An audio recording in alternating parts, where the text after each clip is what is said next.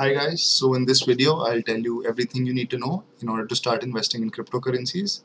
Before we start, I'd like to say that cryptocurrency is not for everyone, and it's because it's manipulated a lot and it's a very volatile market. It's easy to lose a lot of money, but if you know what you're doing and you understand what the general market sentiment is, there is scope to make some profits. So let's get on with the video. So there are basically two avenues you can use. Sorry about that.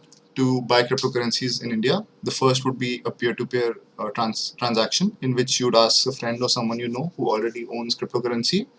You'd transfer them some money in the form of cash or a bank transfer, and in return they'll give you some cryptocurrency to whatever address you tell them.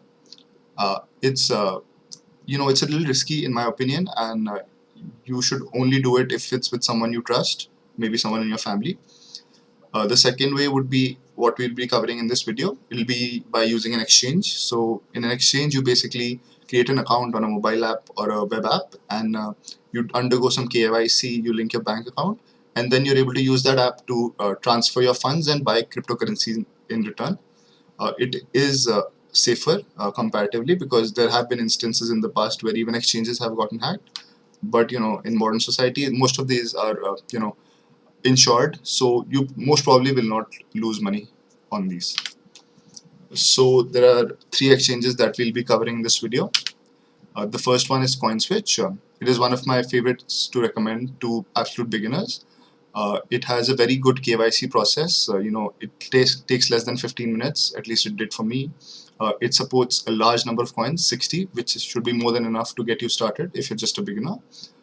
It has an amazing customer service. So they are one of the only exchanges who actually has a hotline you can call and talk to a human being directly. So that's great. If I were to talk about some of its cons, first would be that there's a difference in the buying and selling price. So let's say you bought some cryptocurrency at 100 rupees ka rate.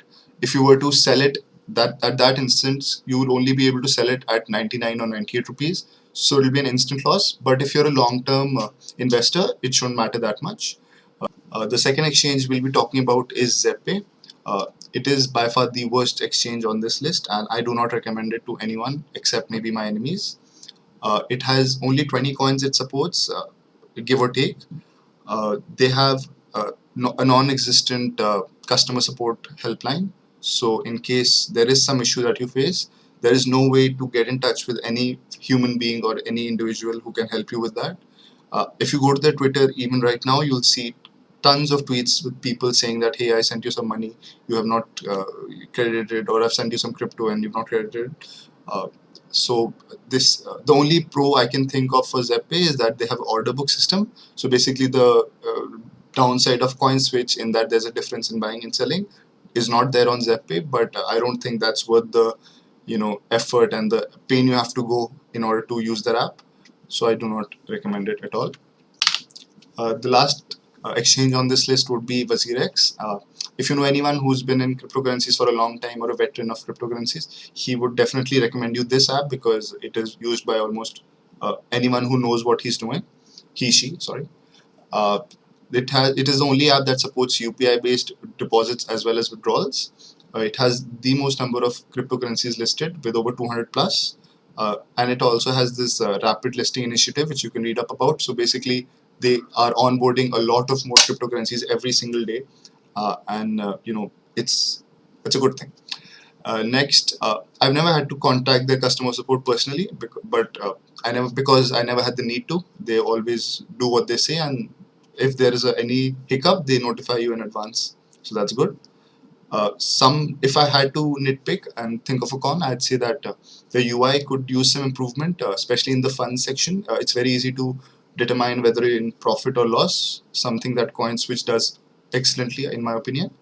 And lastly, there is some delay in INR deposits I've experienced, but maybe that was just a one-off thing. I'll let you know if that happens again. So that would be it. Thanks for watching. Bye-bye.